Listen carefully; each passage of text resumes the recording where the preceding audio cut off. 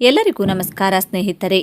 Good news 2024 ಅಂದರೆ ಈ ವರ್ಷ ರಾಜ್ಯದಲ್ಲಿ ಅಕಾಲಿಕ ಮಳೆಯಿಂದಾಗಿ ಹಲವು ರೈತರ ಬೆಳೆಗಳೆಲ್ಲ ಹಾನಿಯಾಗಿವೆ. ತೊಗರಿ, ಉದ್ದು, ಶೇಂಗಾ ಸೇರಿದಂತೆ ಹಲವು ಬೆಳೆಗಳು ನಾಶವಾಗಿದ್ದು ರೈತರು ತುಂಬ ಸಂಕಷ್ಟಕ್ಕೆ ಸಿಲುಕಿದ್ದಾರೆ.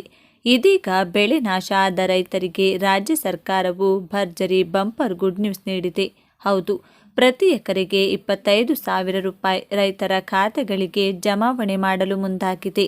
ಹೌದು, ರಾಜ್ಯ ಸರ್ಕಾರವು ರೈತರಿಗೆ ಸ್ವಲ್ಪ ಮಟ್ಟಿಗೆಯಾದರೂ ಅನುಕೂಲವಾಗುವ ನಿಟ್ಟಿನಲ್ಲಿ ಬೆಳೆ ಹಾನಿಗೊಳಗಾದ ರೈತರಿಗೆ 25,000 ರೂಪಾಯಿ ನೀಡಲಿದೆ. ಹಾಗಾದರೆ ಈ ಹಣ ಪಡೆದುಕೊಳ್ಳುವುದು ಹೇಗೆ, ಬೇಕಾಗುವ ದಾಖಲಾತಿಗಳೇನು ಎಂಬುದರ ಕುರಿತು ಕಂಪ್ಲೀಟ್ ಡೀಟೇಲ್ಸ್ ಈ ವಿಡಿಯೋದಲ್ಲಿ ತಿಳಿಸಿಕೊಡಲಾಗಿದ್ದು, ನೀವು ಕೂಡ ರೈತರಾಗಿದ್ದು ಅಥವಾ ರೈತ ಕುಟುಂಬಕ್ಕೆ ಸೇರಿದವರಾಗಿದ್ದರೆ ತಪ್ಪದೆ ಈ ವಿಡಿಯೋವನ್ನು ಈಗಲೇ ಲೈಕ್ ಮಾಡಿ ಹಾಗೂ ಕೊನೆವರೆಗೂ ನೋಡಿ.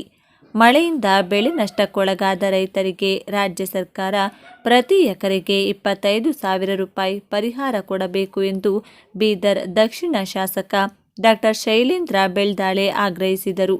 ಹಿಂದಿನ ಬಿಜೆಪಿ ಸರ್ಕಾರದಂತೆ ಪೂರ್ಣ ಮಳೆ ಹಾನಿಗೆ 5 ಲಕ್ಷ ರೂಪಾಯಿ, ಭಾಗಶಃ ಹಾನಿಗೆ 2.5 ಲಕ್ಷ ಹಾಗೂ ಅಲ್ಪ ಹಾನಿಗೆ 50,000 ಪರಿಹಾರ ಕಲ್ಪಿಸಬೇಕು ಎಂದು ಒತ್ತಾಯಿಸಿದರು. ಈಗಿನ ರಾಜ್ಯ ಸರ್ಕಾರ ಮಳೆ ಹಾನಿಗೆ ಗರಿಷ್ಠ 1.20 ಲಕ್ಷ ರೂಪಾಯಿ ಪರಿಹಾರ ನಿಗದಿಪಡಿಸಿದೆ.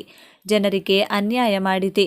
ಸಂತ್ರಸ್ತರಿಗೆ 5-6 ಸಾವಿರ ಪರಿಹಾರ ಕೊಟ್ಟು ಅವರ ನೋವಿನೊಂದಿಗೆ ಚೆಲ್ಲಾಡವಾಡುತ್ತಿದೆ ಎಂದು ಟೀಕಿಸಿದರು.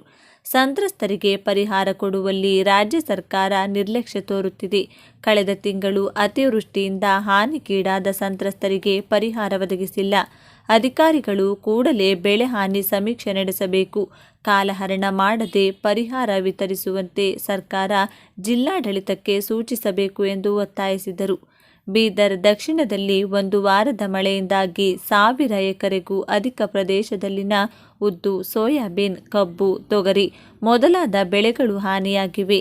ಕಾರಂಜ ಜಲಾಶಯದ ಹಿನ್ನೀರಿನಿಂದಲೂ ಸಾಕಷ್ಟು ನಷ್ಟವಾಗಿದೆ ಎಂದು ತಿಳಿಸಿದರು. ಕ್ಷೇತ್ರದಲ್ಲಿ 200ಕ್ಕೂ ಹೆಚ್ಚು ಮನೆಗಳು ಕುಸಿದಿವೆ. ಕೆಲ ಮನೆಗಳು ಸಂಪೂರ್ಣ ಕುಸಿದರೆ ಇನ್ನೂ ಹಲವು ಮನೆಗಳಿಗೆ ಭಾಗಶಃ ಹಾನಿಯಾಗಿದೆ ಎಂದರು.